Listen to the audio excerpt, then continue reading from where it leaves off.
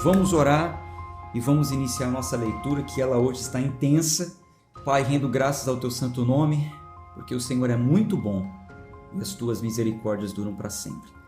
Obrigado, Senhor, por esse clube de leitura. Obrigado pelo ar que respiramos, pela vida que há em nós, pela tua presença, estar conosco nesse momento. E o que pedimos é que o Senhor abra o nosso entendimento, fale ao nosso coração através da tua palavra. Oramos em nome de Jesus. Amém. Vamos abrir as nossas Bíblias, espero que você esteja aí com a sua, em Levíticos, capítulo 16. Opa, passei. Levíticos, capítulo 16. Fiquem à vontade para fazer as suas anotações. As minhas anotações eu mando para você depois no grupo do WhatsApp em PDF, mas façam conforme eu orientei já no início. Se tem alguém aqui pela primeira vez, seja bem-vindo, se inscreva em nosso canal e assista depois o primeiro e o segundo dia, que são as orientações iniciais, tá? É muito importante para você isso. Ok? Então vamos lá, vou colocar aqui a Bíblia na tela.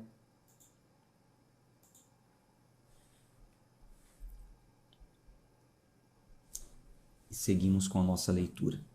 Anote aí, capítulo 16 vai falar sobre o dia da expiação. Então o que você faz? Grifa aí o capítulo 16, ó. Vou te dar uma orientação. Capítulo 16, grifa e coloca lá embaixo, ó. 16, o dia, coloca dia com D maiúsculo, porque é o dia do Senhor, o dia da expiação. Ó. Então eu grifei aqui o capítulo 16, tá? Grifei, ó, 16 e escrevi aqui embaixo. O dia da expiação. Então, o capítulo 16 vai falar sobre o dia da expiação. O que é o dia da expiação? O dia da expiação é o dia em que Deus, em sua infinita misericórdia e graça, e isso, estamos falando de Velho Testamento, hein? Mas Deus, por graça, por misericórdia, ele proveu o dia da expiação. Um dia para a propiação dos pecados do povo em geral. Se até então nós estamos vendo aqui leis para a expiação de pecados individuais, a pessoa pecou, ela vai até o tabernáculo e faz todo aquele ritual que nós já temos lido. Deus proveu um dia para a expiação de todos os pecados de todos os povos, do sacerdote, da sua família e de todo o povo. Então, assim, nós já lemos aqui que às vezes a pessoa pode cometer um pecado involuntário. Então ela estaria em pecado com Deus e sem nem saber, desavisado. O pecado é um tempo de ignorância e tal, mas ainda assim precisava apresentar o sacrifício, como nós já lemos. Enfim, Deus proveu um dia. Uma vez por ano tinha uma expiação geral. Sabe aquela coisa? Eu não sei se você já passou por isso, mas eu conheço muita gente que passou, que a pessoa ficou em dívida e o nome foi parar no serviço de proteção de crédito, só que depois de 5 anos expiou a dívida. Vocês têm conhecimento disso? Alguém já passou por isso? Coloque aí nos comentários, para que eu não fique sozinho nesse assunto. O nome estava no serviço de proteção de crédito, mas existe uma lei que determina o seguinte: após 5 anos, se a pessoa não conseguir pagar, a dívida vai caducar. Já ouviu falar sobre isso? Caducou a dívida. Expiou. Não aparece mais no serviço de proteção de crédito. Ela continua em dívida interna com aquela instituição que ela deve. Mas no serviço de proteção de crédito, não aparece mais lá. Caducou. Já ouviram falar sobre isso? Olha lá, tem gente colocando sim. Sim, já passei por isso. Tá quente aqui hoje. Deixa eu ligar esse ar aqui. Então, Deus proveu um dia, uma vez por ano, para caducar a dívida de todo mundo, para expiar o pecado de todo mundo. Olha que Deus maravilhoso. E isso nós estamos falando de Velho Testamento. Só que o que acontece? O ritual que era feito nesse dia de expiação, de perdão de pecados gerais, ele não era permanente, eterno. Isso teria que ser repetido todos os anos. Todos os anos teria que ser repetido. Por quê? A dívida estava paga naquele dia, só que no outro dia o povo voltava a pecar. Enfim, a coisa não foi perfeita. Na nova aliança, Deus provê para nós o dia da expiação em Cristo. Aí já foi um sacrifício perfeito, que é único, de uma vez por todas, e substituiu esse sacrifício anual. Se você quiser, leia isso em Hebreus 10. Nós não vamos ler hoje, porque a gente ainda vai passar por essa leitura e vamos ler juntos. Então, Deus proveu para nós também esse dia da expiação. Agora, no passado, né, no Velho Testamento, já existia esse dia. E é sobre isso que o capítulo 16 vai falar. Deus chamou esse dia de Shabat. Veja, Deus chamou, a gente vai ler aqui que Deus disse: esse dia vos será o Shabat. Nós já sabemos que o Shabat significa descanso. É um dia de inatividade.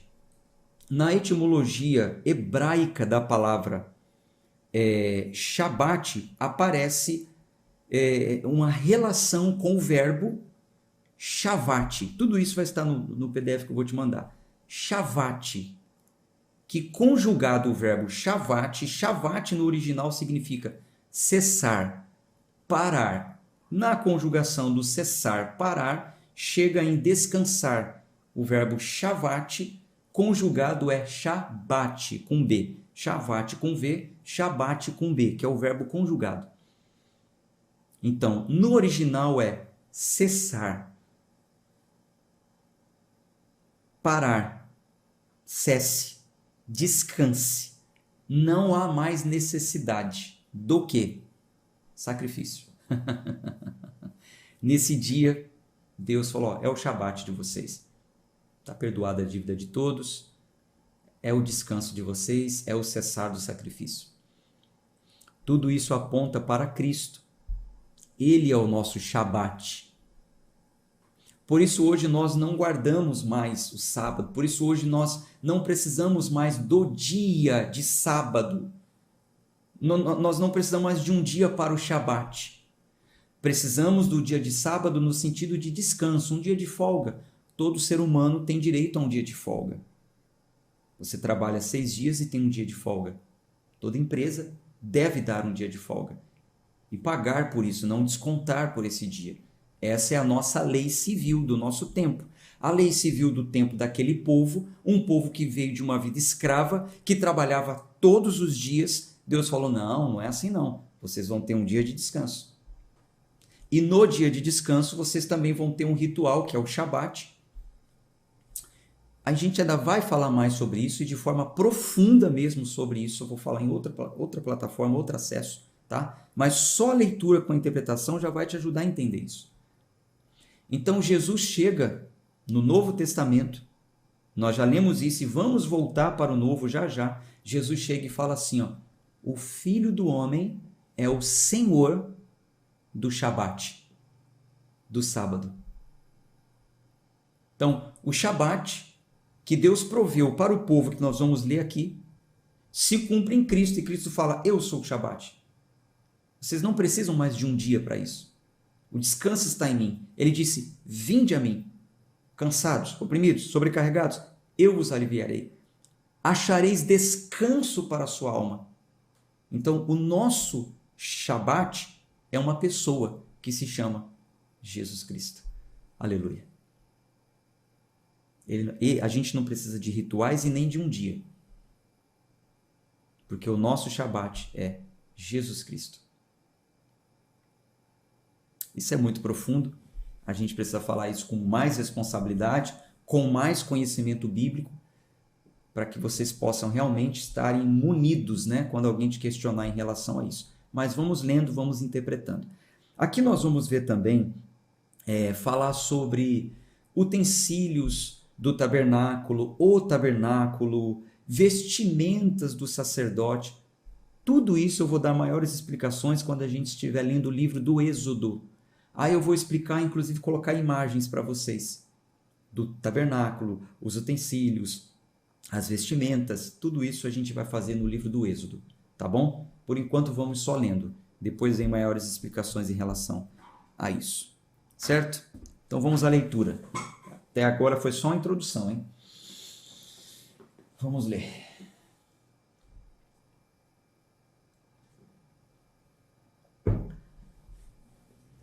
Levítico 16. E o Senhor falou a Moisés após a morte dos filhos de Arão. Lembra que nós lemos que os filhos de Arão morreram porque apresentaram fogo estranho no altar? Então, depois da morte de Arão, o Senhor falou a Moisés, quando eles ofereceram, depois que eles morreram, quando ofereceram diante do Senhor, e morreram, né? Versículo 2. E o Senhor disse a Moisés, fala a Arão, teu irmão, para que ele não entre todo o tempo no santo lugar, para dentro do véu, diante do propiciatório que está sobre a arca, para que, então, eu vou mostrar isso, o propiciatório, a arca, tudo isso eu vou mostrar depois, tá? Então Deus está falando que não é para Arão ficar entrando e saindo toda hora do tabernáculo para além do véu. Vamos resolver isso aqui, Deus está trazendo santidade aqui. Para que ele não morra, porque eu aparecerei na nuvem sobre o propiciatório. Assim, Arão entrará no santo lugar com um novilho para oferta pelo pecado e um carneiro para oferta queimada. E ele vestirá a túnica santa de linho e terá calções de linho sobre a sua carne e se cingirá com um cinto de linho e com uma mitra de linho se vestirá. Estas são as vestes santas, portanto ele banhará a sua carne na água, e então ele as vestirá. E ele tomará da congregação dos filhos de Israel 2 cabritos para oferta pelo pecado, e um carneiro para oferta queimada. E Arão oferecerá seu novilho da oferta pelo pecado, que será para ele mesmo, e fará expiação por si e por sua casa. Então, apesar de Arão ser um sacerdote escolhido e ungido, ele não era perfeito para apresentar um sacrifício único por todo o povo, assim como foi Cristo que apresentou, porque ele mesmo era o sacrifício perfeito. Então veja que Arão tinha que apresentar um sacrifício pelos pecados dele, tá vendo? Pelos pecados dele mesmo, sua casa, sua linhagem, sua descendência e por todo o povo. Versículo 7. E ele tomará 2 bodes e os apresentará perante o Senhor, à porta do tabernáculo da congregação. E Arão lançará sorte sobre os 2 bodes, uma sorte pelo Senhor e outra sorte pelo bode expiatório. O que é o bode expiatório? Espera aí que você já vai saber, já vou te falar. Então, tinha 2, lança-sorte era uma forma de escolher qual dos 2. Hoje em dia a gente às vezes faz o par ou ímpar, né? 2 ou 1. Joga a moeda para o alto, cara ou coroa. Mais ou menos assim, tá? Então, traz 2 bodes, lança a sorte. Qual vai ser o do Senhor e qual vai ser o bode expiatório? Versículo 9. E Arão trará o bode sobre o qual caía a sorte pelo Senhor. Eles tinham uma forma, tá, de lançar sorte, que era o Urim e Tumim, mas a gente vai falar sobre isso depois. Urim e Tumim, todos os utensílios que existiam naquela época, a gente vai mostrar para vocês depois. Bom, versículo 9. E Arão trará o bode sobre o qual caía a sorte pelo Senhor e o oferecerá por oferta pelo pecado. Mas o bode sobre o qual cair a sorte para ser bode expiatório deverá ser apresentado vivo perante o Senhor para fazer expiação com ele e para enviá-lo como bode expiatório ao deserto. O que é isso aqui? O bode expiatório seria uma representação daquele que levaria o mal embora, daquele que iria expiar, levando o mal, levando a culpa do povo para o deserto. Por isso é chamado de bode expiatório. Era o bode que iria levar. Você vai ver que mais para frente fala para colocar a mão na cabeça do bode, transferindo os pecados e tal, e depois ele é levado para o deserto. Por isso se chama bode expiatório, tá? Se quiser anotar aí na sua Bíblia, bode expiatório significa aquele que leva o mal embora. Versículo 11. E Arão trará o novilho da oferta pelo pecado, que será para ele mesmo, e fará expiação por si e por sua casa, e matará o novilho da oferta pelo pecado, que é para si mesmo, e ele tomará um incensário, cheio de brasas. Você já sabe que é incensário, já falei. Cheio de brasas de fogo do altar diante do Senhor. E as suas mãos cheias de incenso aromático, moído, e o trará para dentro do véu. E ele colocará incenso sobre o fogo perante o Senhor, para que a nuvem do incenso cubra o propiciatório que está sobre o testemunho, para que ele não morra. E ele tomará do sangue do novilho e o aspergirá com o seu dedo sobre o propiciatório para o leste, e perante o propiciatório a aspergirá do sangue com o seu dedo 7 vezes. Então ele matará o bode da oferta pelo pecado, que será para o povo, e trará do seu sangue para dentro do véu, e fará com o seu sangue como ele fez com o sangue do novilho, e o aspergirá sobre o propiciatório e perante o propiciatório. E ele fará expiação pelo santo lugar, por causa da impureza dos filhos de Israel, e por causa das suas transgressões em todos os seus pecados. E assim ele fará pelo tabernáculo da congregação, que permanece entre eles no meio das suas impurezas. E nenhum homem estará no tabernáculo da congregação quando ele entrar para fazer expiação no santo lugar, até que ele saia, e tenha feito expiação por si mesmo, por sua casa e por toda a congregação de Israel.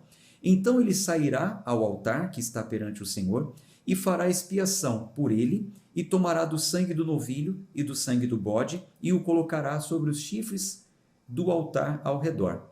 E ele aspergirá, eu estava lendo errado, e ele aspergirá do sangue sobre este com seu dedo 7 vezes, e o purificará e santificará da impureza dos filhos de Israel.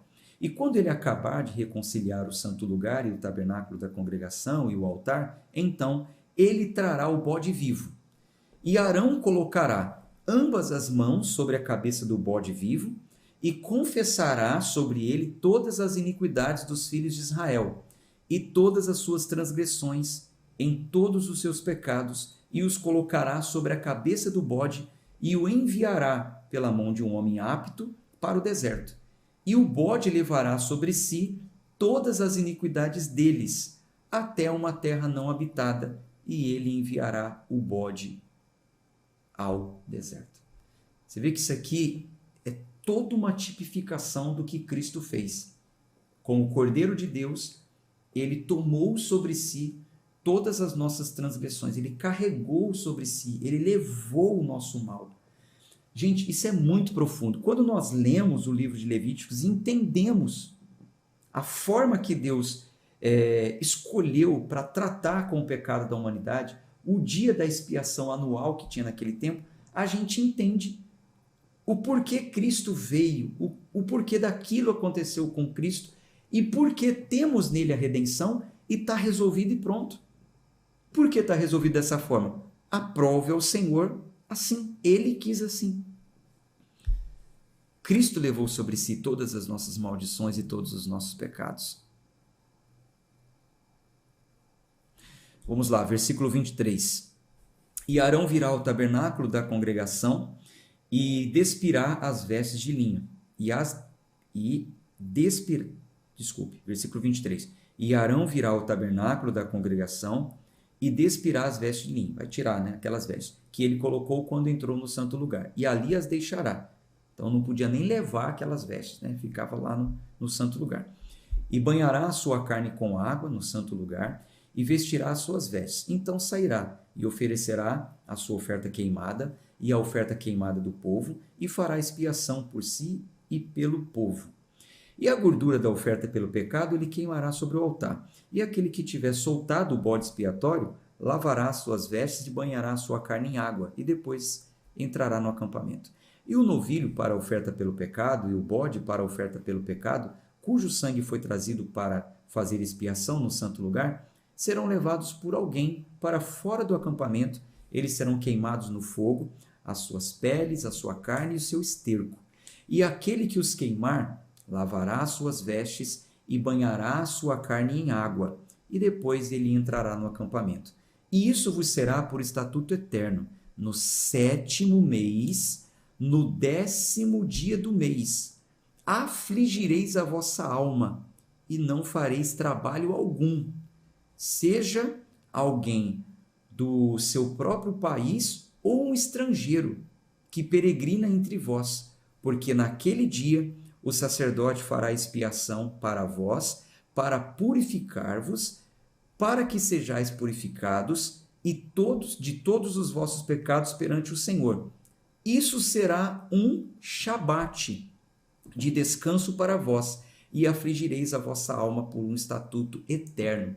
Então veja que um Shabate seria no dia 10 do 7º mês. O 7º mês do calendário judaico é mais ou menos setembro, outubro. Tá? Para nós é o mês de julho, para eles é mais ou menos setembro, outubro. Então, no dia 10 desse mês vai ser um Shabate. Só por aqui a gente já vê que o Shabate não necessariamente precisaria ser no sábado, no 7º dia, porque o Shabate é uma representatividade, é o que o Shabate representa, não é o dia. Por isso Jesus disse, o sábado foi feito por causa do homem, e não o homem para o sábado. Para com esse negócio de guardar sábado. Jesus falou isso para os fariseus. Porque o sábado foi feito por causa do homem. Por quê? Por causa do pecado. Porque o homem precisava descansar e vivia escravo, não estava entendendo nada, Deus colocou como lei. E por causa dessa expiação de culpa, Deus institui um Shabate, um dia de descanso, civilmente e cerimonialmente um dia de expiação de pecado. Civilmente, nós temos o nosso dia de descanso, que é o dia de folga. O meu Shabat, meu dia de descanso, que eu procuro, eu tento, meu Deus, às vezes não consigo, mas é o sábado, é o dia que eu fico mais tranquilo, pego a Cris, vamos dar um passeio e tal, seria o meu dia de descanso. Só que o meu Shabat espiritual é Cristo. Isso aqui é um estatuto eterno. Para aquele povo era no dia 10 do 7º mês, para nós, Cristo vem e fala, eu sou o Senhor do sábado. Eu sou o Shabat de vocês. Isso é muito profundo, gente.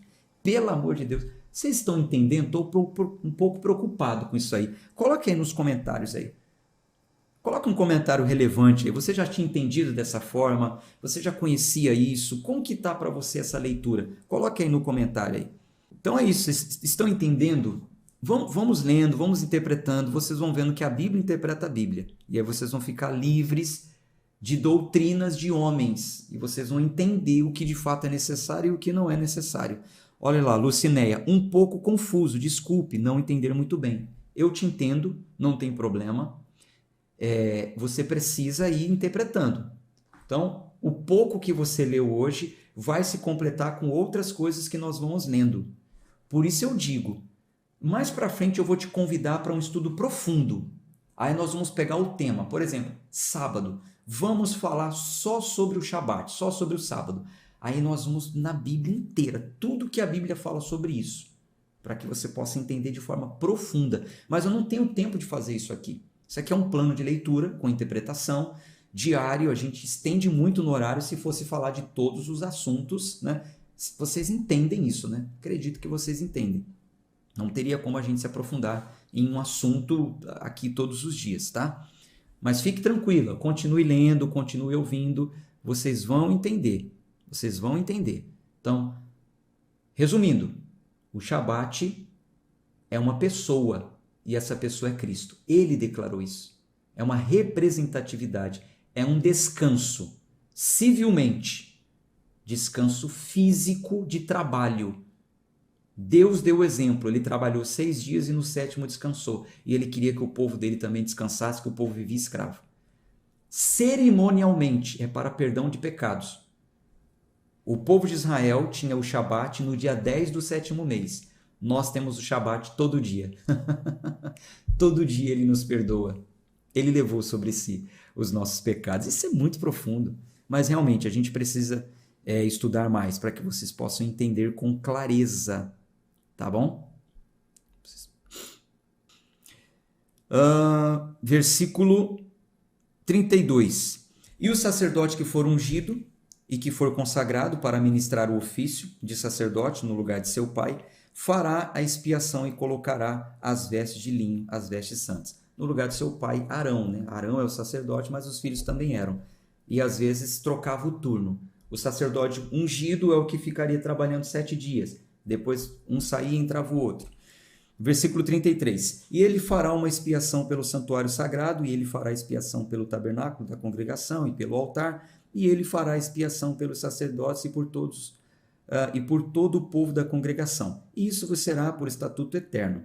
Fazer expiação pelos filhos de Israel por todos os seus pecados, uma vez no ano.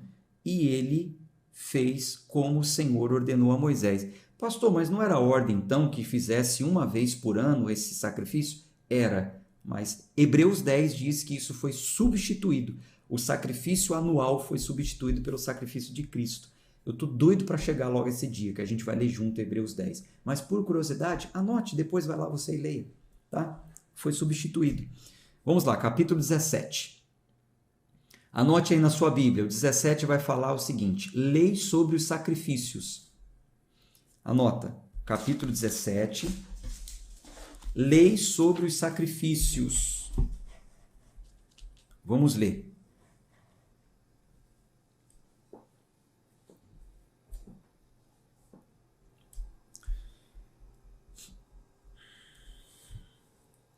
Versículo 1.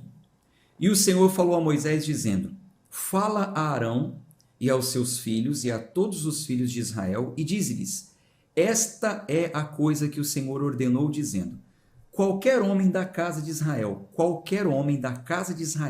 que matar boi, ou cordeiro, ou cabra no acampamento, ou quem os matar fora do acampamento, e não os trouxer à porta do tabernáculo da congregação para oferecer uma oferta ao Senhor diante do tabernáculo do Senhor, a tal homem será imputado sangue.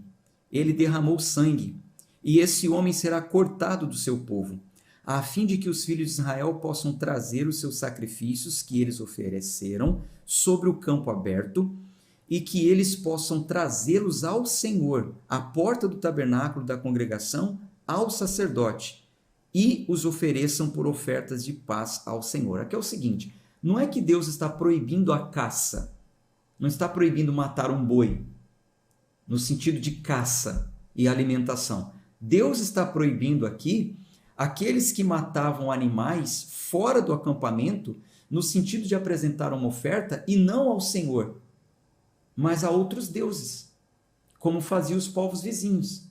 Então isso era proibido. Vocês não podem matar animal para oferecer fora do acampamento a outros deuses. Tem que trazer aqui, na porta do tabernáculo. Você vai ver que isso vai ser falado também mais para frente. Ó. Versículo 6. E o sacerdote aspergerá o sangue sobre o altar do Senhor, à porta do tabernáculo da congregação, e queimará a gordura por cheiro suave ao Senhor. E nunca mais eles oferecerão seu sacrifício aos demônios. Está vendo? Com os quais eles se prostituíram. Isto lhes será por estatuto eterno nas suas gerações. E tu lhes dirás: qualquer homem da casa de Israel, ou qualquer dos estrangeiros que peregrinam entre vós, que ofereceram uma oferta queimada ou sacrifício, e não trouxer à porta do tabernáculo da congregação para oferecê-lo ao Senhor, até o tal homem será cortado entre o seu povo. Cortado não vai fazer mais parte do nosso povo, vai ter que ser mandado embora. Versículo 10.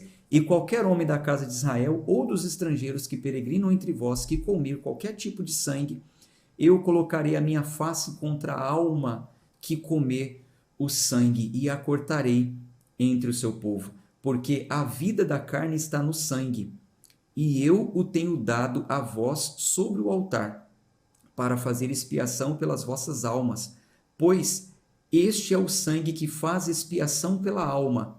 Portanto, eu disse aos filhos de Israel: nenhuma alma dentre vós comerá sangue, nem o estrangeiro que peregrina entre vós comerá sangue, e qualquer homem dos filhos de Israel ou dos estrangeiros que peregrinam entre vós, que caçar e capturar qualquer animal ou ave que possa ser comida, derramará o seu sangue e o cobrirá com pó. Então, aqui está claro, vamos continuar, versículo 14. Porquanto é a vida de toda a carne, o seu sangue é pela sua vida. Portanto, eu disse aos filhos de Israel: não comereis o sangue de nenhum tipo de carne, porque a vida de toda a carne é o seu sangue. Qualquer que comer será cortado, e toda alma que comer do que morreu por si, ou o que foi dilacerado por animais, seja do seu próprio país ou um estrangeiro, lavará suas vestes, se banhará com água e será impuro até a tarde, depois estará limpo. Mas se ele não as lavar nem banhar a sua carne, então ele levará a sua iniquidade. Então, aqui está ficando claro uma lei moral para aquela época que não podia comer o sangue. Tá? Matou um animal, derramou aquele sangue, não beba aquele sangue. Não faça isso.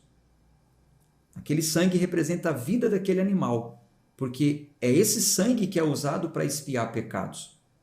Aguarde. A gente precisa ler outras partes para você entender essa questão do comer ou não comer carne com sangue. Aguarde, tá? Eu tenho falado, tenham paciência, porque, veja bem, se eu fosse aqui, né, só nessa leitura falar sobre o Shabat, sobre o sábado, falar sobre pode comer ou não pode comer carne com sangue, a gente ia ficar o dia inteiro aqui. Entende? Então, é uma leitura interpretando o texto. Então, o texto é claro, é o que está escrito aqui. Em outras leituras, uma coisa vai completando a outra e vocês vão entendendo, eu vou também falando e enviando as anotações. Agora, aguarde. Se você quiser, eu vou te chamar para um outro horário. Você tem tempo para isso? Para estudar a Bíblia? Eu vou te chamar para um outro horário, aí a gente se aprofunda no assunto. Olha, hoje nós vamos falar sobre: é pecado comer carne com sangue? Bora, vamos lá, vamos estudar. Eu vou chamar você para outro horário, certo? Então, aguarde. Capítulo 18. Depois eu leio os comentários, tá? Senão a gente passa do horário. E aí eu escolho aqui alguns comentários para ler e responder. Versículo 18. Capítulo 18, desculpe. O capítulo 18 vai falar sobre o quê? Anote. Lei sobre relações imorais. O capítulo 18 vai falar sobre leis sobre relações imorais. Por quê? Os povos vizinhos a Israel tinham muitas práticas pagãs. Eles praticavam incesto, eles praticavam adultério, eles praticavam homossexualismo, eles praticavam sacrifícios de crianças. Então Deus deixa essa lei de forma clara que o povo não poderia aderir a essas práticas. Vamos ler. E o Senhor falou a Moisés dizendo: fala aos filhos de Israel e dize-lhes: eu sou o Senhor vosso Deus. Não fareis como fazem na terra do Egito, na qual habitaste, nem fareis como fazem na terra de Canaã, onde eu vos estou conduzindo, nem andareis nos seus costumes. Cumprireis os meus juízos e guardareis as minhas ordenanças para andares neles. Eu sou o Senhor vosso Deus. Portanto, guardareis os meus estatutos e os meus juízos, pois tal homem que fizer estas coisas, por elas viverá. Eu sou o Senhor.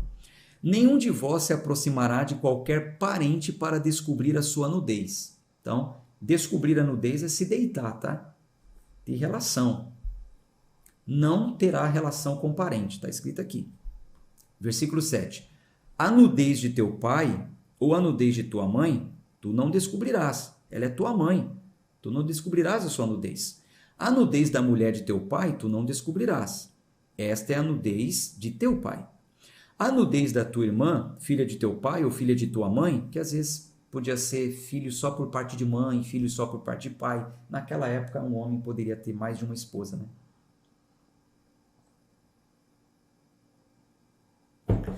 Então, a nudez, versículo 9, de tua irmã, filha de teu pai ou filha de tua mãe, seja ela nascida em casa ou nascida fora de casa, a sua nudez tu não descobrirás. A nudez da filha do teu filho ou da filha da tua filha, a sua nudez tu não descobrirás, porque é tua própria nudez. Poxa, é carne da tua carne, é sua neta, né? A nudez da filha da mulher de teu pai, gerada de teu pai, ela é tua irmã, tu não descobrirás a sua nudez. Tu não descobrirás a nudez da irmã de teu pai, ela é parenta próxima de teu pai, ou seja, da sua tia, né?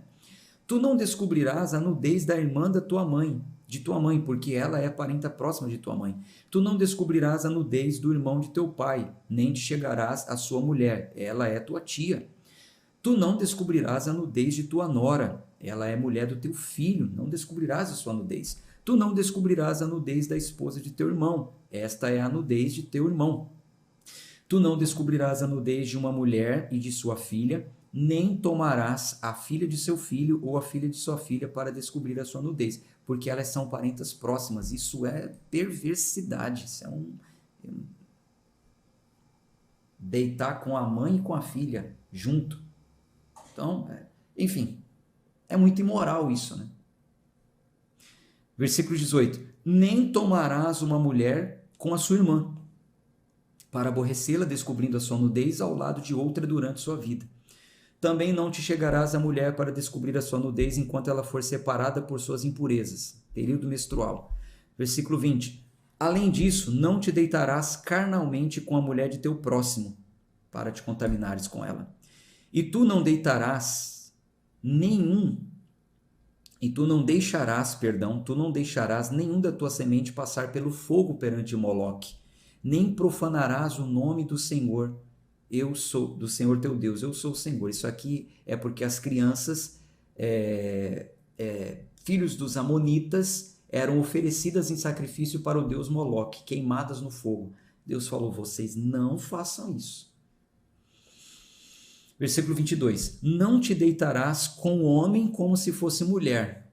Isso é uma abominação. Está aí. A Bíblia está aí, né? É a Bíblia que está falando, né? Se você seguia pela palavra, pastor, mas isso é velha aliança. No Novo Testamento e Romanos também fala sobre isso, e fala mais pesado ainda. A gente ainda vai chegar lá. Nem te deitarás com qualquer animal para te contaminares com ele. Nem mulher se colocará perante um animal para deitar-se com ele. Isso é confusão. Pelo amor de Deus. Não vos contaminareis com nenhuma dessas coisas, porque em todas essas coisas são contaminadas as nações que eu lanço fora diante de vós. E a terra está contaminada, porquanto eu visitarei sobre ela a sua iniquidade, e a terra em si vomitará os seus habitantes. Portanto, vós guardareis os meus estatutos e os meus juízos, e não cometereis nenhuma dessas abominações, seja alguém do seu próprio país ou uma estrangeira que peregrina entre vós. Porque todas essas abominações fizeram os homens dessa terra que nela estavam antes de vós, e a terra está contaminada.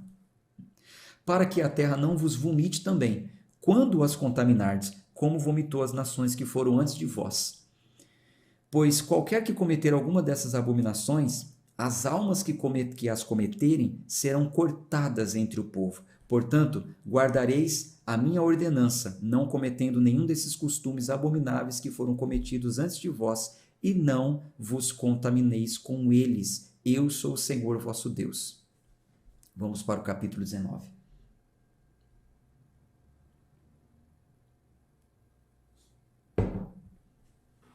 Tem muita gente dizendo aí que quer aprender com profundidade. Eu vou anunciar para vocês no tempo certo, tá?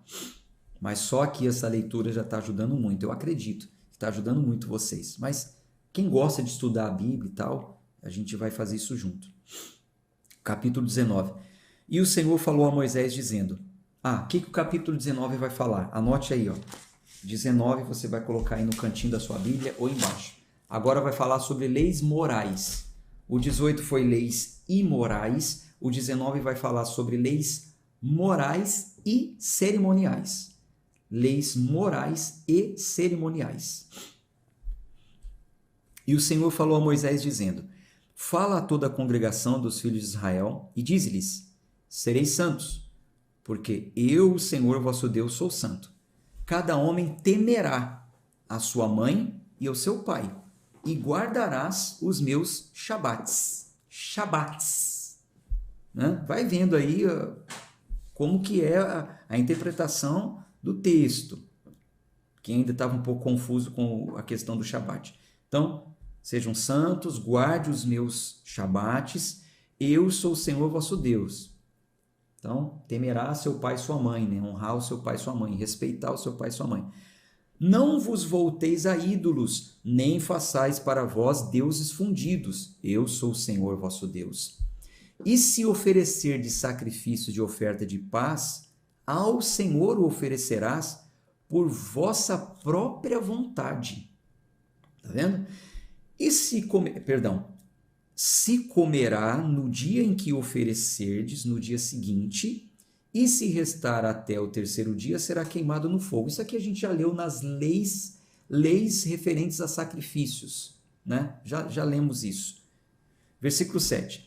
E se for comido ao terceiro dia, isso será abominável, não será aceito. Portanto, qualquer que o comer levará a sua iniquidade, porque ele profanou a coisa santificada do Senhor, e aquela alma será cortada de entre o seu povo.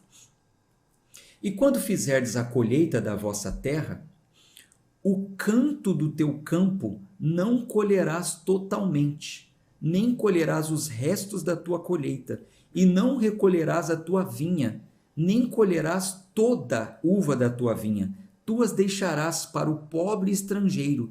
Eu sou o Senhor vosso Deus. Gente, olha isso. Aqui Deus está dizendo que quando o povo colhesse, não era para colher tudo. Você tem um campo. O canto do campo, ó, aqui está a terra, né?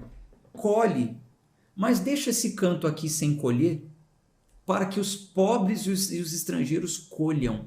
Gente, que Deus maravilhoso, que Deus provedor, Deus que se preocupava até com os estrangeiros. Deus, na sua infinita graça, ele proveu para os pobres e os estrangeiros aquilo que eles necessitavam para sobreviver. Então, o dono de uma terra, de um campo, colhia, mas deixava lá o canto. Os restos da colheita deixava, não era para colher tudo. Olha que coisa. No Novo Testamento, como funciona isso? Tem várias referências onde Jesus reforça essa preocupação com os pobres. Vende o que tem, dá aos pobres, enfim, eu não vou ler agora, senão a gente vai tomar muito tempo. Eu vou colocar as referências, ó, Mateus 19, 21, Lucas 11, 41, Lucas 14, 13, Tiago 1, 27, algumas referências eu vou colocar aqui no PDF e vou mandar para vocês verem como isso funciona até os dias de hoje, esse cuidado com pobres, órfãos, viúvas. É muito legal isso, é muito bom estudar dessa forma, ler dessa forma, né? Interpretar o texto. Versículo 11, não roubareis nem usareis de falsidade, nem mentireis uns para com os outros. E vós não julgareis falsamente pelo meu nome, nem profanarás o nome do Senhor teu Deus. Eu sou o Senhor. Não defraudarás o teu próximo, nem o roubarás. O salário daquele que é contratado não ficará contigo até amanhã. Trabalhou, já paga. Não fique enrolando para pagar seu funcionário, não. Não amaldiçoarás o surdo, nem colocarás pedra de tropeço diante do cego, mas temerás o teu Deus. Eu sou o Senhor. Não farás injustiça no juízo, não respeitarás a pessoa do pobre, nem honrarás a pessoa de poder, mas com justiça julgarás o teu próximo. O que é isso? É julgar na reta justiça. Não é só porque é pobre que você vai respeitar mais ele, né? Favorecer só porque é pobre. Não, é para ser julgado na reta justiça. E nem porque é rico ele vai ser mais honrado só porque é rico. Versículo 16. Não andarás para cima e para baixo como um mexeriqueiro entre o povo. Não estarás contra o sangue de teu próximo. Eu sou o Senhor. O que é um mexeriqueiro? Eu coloquei aqui na anotação, vou mandar para vocês. Mexeriqueiro, no dicionário diz que mexeriqueiro é aquele que narra um segredo astuciosamente. com o fim de criar uma intriga. Enfim, o fofoqueiro. Então, aqui está falando, não ande para cima e para baixo para ficar descobrindo os segredos e ficar fazendo fofoquinha. E hoje em dia o andar para cima e para baixo é na rede social também, né? Ai, deixa eu entrar aqui no Instagram do fulano. Olha o que ele fez. Aí pega e encaminha no direct. Você viu, fulano, a postagem da Beltrana? Olha a roupa que ela tá. Olha a indecência. Olha isso, olha aquilo. Mexeriqueiro. Cuidado, mexeriqueiro. Cuida da tua vida. Versículo 17. Não odiarás o teu irmão no teu coração. Tu deveras, de qualquer forma, repreender o teu próximo e não sofrerás pecado sobre ele. Olha só aqui está falando o seguinte, você ama o seu próximo, repreende ele. Chama no particular, o Novo Testamento ensina como isso faz. Repreende. Repreensão é amar também, tá? Repreensão também é amar. Versículo 18. Não te vingarás, nem guardarás qualquer ira contra os filhos do teu próximo, mas amarás o teu próximo como a ti mesmo. Eu sou o Senhor. Guardareis os meus estatutos. Tu não permitirás que o teu gado se reproduza com uma espécie diferente. Não semearás no teu campo semente misturada, nem uma veste misturada de linho ou de lã vestireis. E qualquer que se deitar carnalmente com uma mulher, que é uma serva desposada de um marido, e que não foi resgatada, ou seja, ela ainda era escrava, não foi resgatada, nem se lhe houver dado a liberdade, ela será açoitada. Eles não serão mortos, porque ela não era livre. E ele trará a sua oferta pela transgressão ao Senhor até a porta do tabernáculo da congregação, um carneiro por oferta pela transgressão. Essa lei aqui era com o objetivo de proteger as mulheres escravas, né? De sofrer coisas que hoje a mulher nem é escrava, né? Mas infelizmente às vezes passa, né? Por estupro e coisas do tipo. Mas hoje existem leis morais, né? Que regularizam isso, pelo menos deveriam ajudar, né? Regularizar, mas isso é tão difícil nos dias de hoje. Versículo 22. E o sacerdote fará expiação por ele com o carneiro da oferta pela transgressão perante o Senhor, pelo seu pecado que cometeu, e o seu pecado que cometeu lhe será perdoado. E quando entrardes na terra e tiverdes plantado todo tipo de árvore para o alimento, considerarás o seu fruto como incircunciso. 3 anos vos será incircunciso, dele não comerá. Mas no 4º ano, todo o seu fruto será santo para adorar ao Senhor. E no 5º ano comereis o seu fruto, para que vos produza o aumento. Eu sou o Senhor vosso Deus. Então Deus está falando aqui, chegou lá, planta. Os 3 primeiros anos, aqueles frutos, vocês não comam daqueles frutos.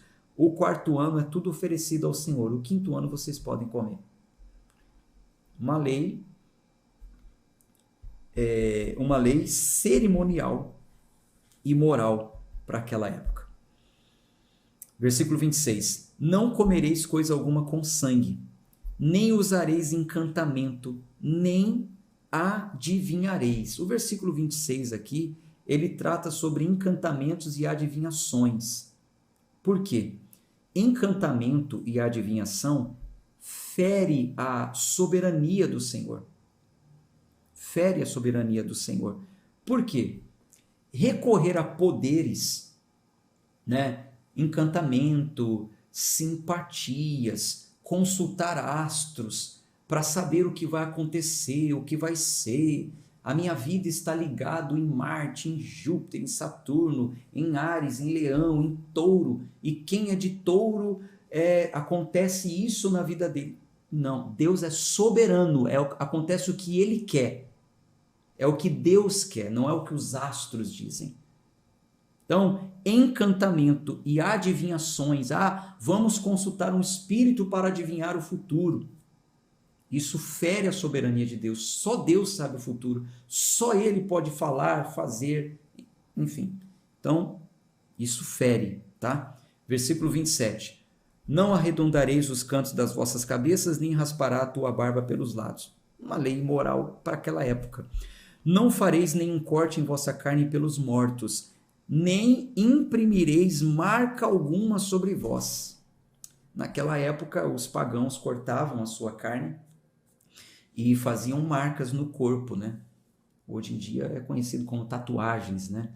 Mas hoje em dia a tatuagem acaba entrando aí como uma modernidade, um acessório, enfim, é um tema também muito polêmico, a gente precisaria se aprofundar na Bíblia para eu falar sobre isso, tá? Mas para aquela época, Deus falou, não faça isso, porque quem fazia isso com o objetivo de adorar outros deuses, cortava o corpo para invocar mortos, pintavam o seu corpo em homenagem a outras entidades e tal. Deus falou, não façam isso, vocês não precisam fazer isso. Versículo 29, não prostituas tua filha para fazer com que ela seja uma prostituta, para que a terra não caia pela prostituição e a terra se torne cheia de maldade. Guardareis os meus shabates e revestiareis o meu santuário, eu sou o Senhor. Não considerareis os que têm espíritos familiares, nem buscarei feiticeiros para serem contaminados por eles, eu sou o Senhor vosso Deus. Isso aqui tem a mesma ligação com o versículo 26. Espíritos familiares eram aqueles que diziam que conseguiam falar com quem já morreu. Eu falo com um parente seu. Vamos ver o que aconteceu com seus ancestrais. Hoje em dia tem a tal da constelação familiar. Perigoso isso, perigoso. Cuidado com esse negócio de constelação familiar. Isso está tirando muita gente da presença de Deus. Ai, porque a minha filha carrega o que aconteceu com o ancestral, com o avô. A gente precisa entender a familiaridade espiritual para... Isso tem sido danoso, prejudicial de um tanto, você não tem noção do quanto de pessoas que estão se afastando do correto por causa da tal da constelação familiar. Mais um assunto que eu precisaria trazer para vocês, o estudo com profundidade. Talvez você nem saiba o que é a constelação familiar, talvez já ofereceram para você, você até achou que era coisa boa. Versículo 32. Tu levantarás diante das cãs, o que é cãs? Cabelos brancos, e honrarás a face do homem velho, e temerás teu Deus. Respeitar os idosos, né? Respeita os cabelinhos brancos. A Cris não gosta não, mas já tá aparecendo uns cabelinhos brancos. Eu falei pra Cris que eu não vejo a hora, amor, de estar com a cabeça toda grisalha, cabelinho branquinho. Não vejo a hora. Respeite os cabelos brancos, respeite. Respeite os idosos. Versículo 33. E se o estrangeiro peregrinar contigo na vossa terra, não aborrecereis. Mas o estrangeiro que habita convosco vos será como nascido entre vós, e amá-los-ás como a ti mesmo, porque estrangeiro foste na terra do Egito, eu sou o Senhor vosso Deus. Não cometereis injustiça no juízo, nem na vara, nem no peso, nem na medida. Balanças justas, pesos justos, efa justo e injustos tereis. Eu sou o Senhor vosso Deus que vos tirei da terra do Egito. O que é isso? Isso aqui é uma linguagem comercial da época. Balança, efa, Então é o seguinte, no sentido de comprar e vender, vocês precisam ser justos também.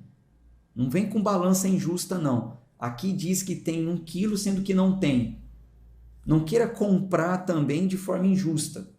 Justiça no vender e no comprar. Comprou, pagou. Vendeu, venda de forma justa. Então, aqui é regularizando lá, né, as leis morais daquela época. Hoje nós temos o Código de Defesa do Consumidor.